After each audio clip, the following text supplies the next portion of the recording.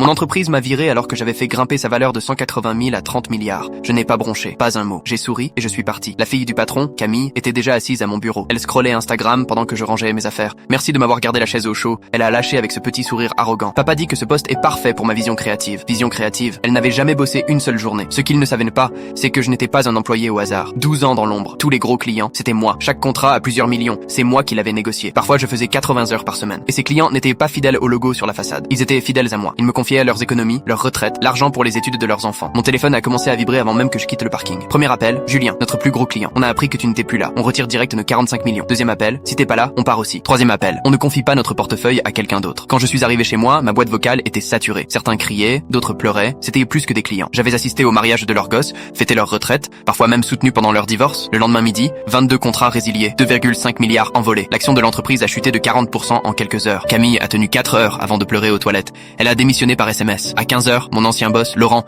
est venu chez moi. Le gars trempait dans son costard, hors de prix, les mains qui tremblaient. Reviens, je t'en supplie. On triple ton salaire, on t'offre des parts. Le conseil est furieux. Je lui ai fait un café. Je l'ai laissé s'agiter sur son téléphone. Laurent, tu te souviens quand j'ai demandé une augmentation l'an dernier? Tu m'as dit que l'entreprise ne pouvait pas. Quand j'ai suggéré 2 juniors pour alléger la charge, tu m'as dit qu'il fallait réduire les coûts. Il hocha la tête, paniqué. On peut corriger ça. Tout ce que tu veux. Je lui ai glissé une carte de visite. J'ai monté ma propre boîte ce matin. Les papiers étaient prêts depuis hier. Merci de m'avoir donné le dernier coup de pied pour me lancer. Son visage est devenu blanc. Impossible. On a des clauses de non-concurrence. Vérifie mon contrat, Laurent. Tu m'as enregistré comme indépendant pour éviter de payer les avantages. Les clauses ne s'appliquent pas. Je lui ai expliqué calmement. 18 de leurs plus gros clients avaient déjà signé avec moi. Ça faisait des mois que je préparais ma sortie. Après avoir vu la famille du PDG se partager des postes qu'ils ne méritaient pas, j'avais tout prévu. 2 semaines plus tard, c'est le PDG en personne qui s'est pointé à mon bureau flambant neuf. Il suppliait, promettait d'écarter Camille à jamais, me proposait un partenariat. Trop tard. Je lui ai dit, ta fille t'a tout fait perdre parce que tu pensais que le nom de famille valait plus que la compétence. 6 mois plus tard, leur boîte avait perdu 65% de ses clients.